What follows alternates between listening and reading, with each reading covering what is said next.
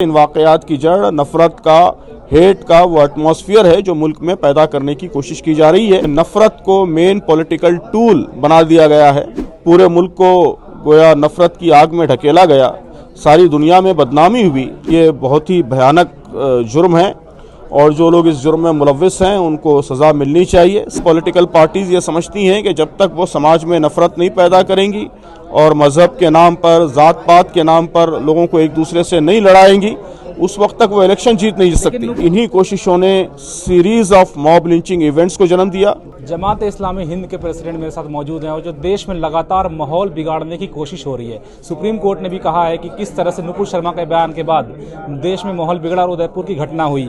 उदयपुर की घटना पे क्या कहेंगे और जो सुप्रीम कोर्ट का बयान आया नुपुर शर्मा को लेकर, देश के सामने माफ़ी मांगे, इस पूरे मामले को लेकर क्या कहेंगे? जो वाक़या उदयपुर में हुआ उसको हम बहुत ही स्ट्रांगली कंडेम करते हैं और उसी दिन हमने कंडेम किया है और बहुत स्ट्रांग वर्ड्स में कंडेम किया है। हम समझते हैं कि ये बहुत ही भयानक जुर्म है और जो लोग इस जुर्म में मुलव्विस हैं उनको सज़ा मिलनी चाहिए, सख्त से सख्त सज़ा मिलनी चाहिए। और उसके साथ साथ हमने ये बात भी कही है आज की प्रेस कॉन्फ्रेंस में कि इनको सज़ा मिलनी चाहिए और इस जुल्म और इस हत्या की मजम्मत होनी चाहिए। मजम्मत हो रही है, लेकिन उसके साथ साथ इन वाक़यात की असल जड़ क्या है उसको भी समझने की कोशिश करनी चाहिए। हम ये समझते हैं कि इन वाक़यात की जड़ नफ़रत का, हेट का वो एटमॉस्फेयर है जो मुल्क में पैदा करने की कोशिश की जा रही है और ये कोशिश मुसलसल जारी है। और इन्हीं कोशिशों ने series of mob lynching events को जन्म दिया।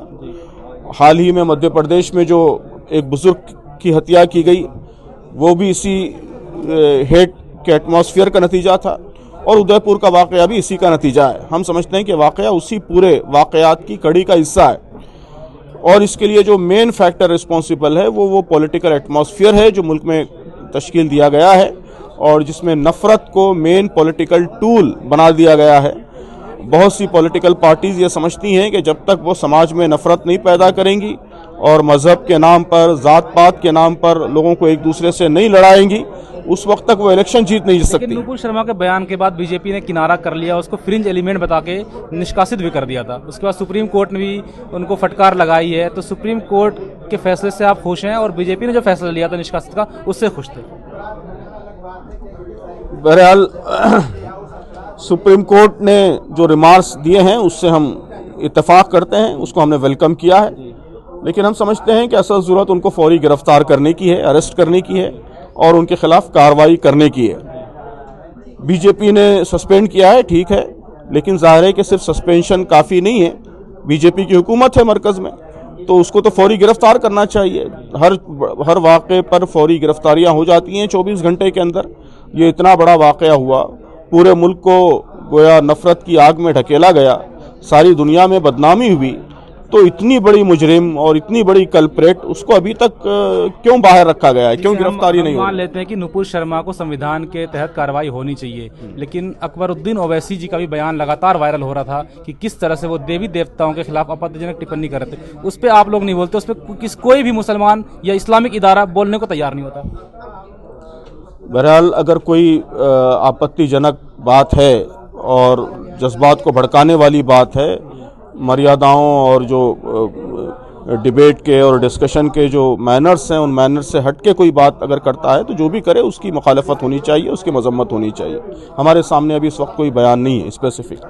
सुप्रीम कोर्ट की आप तारीफ़ कर रहे हैं, उन्होंने बहुत अच्छा बयान दिया, नुपुर शर्मा को माफ़ी मांगने की बात की, लेकिन सुप्रीम कोर्ट ने नरेंद्र मोदी को 2002 दंगे के मामले में भी क्लीन चिट दे दिया है। लेकिन बहुत सारे मुस्लिम लोग हैं, मुस्लिम इरादे हैं, इस्लामिक इदारे हैं, वो इससे नाखुश हैं, इस फैसले से नाखुश नज़र आते हैं। आप इस पर क्या कहेंगे, आपका रुख क्या है इस पर?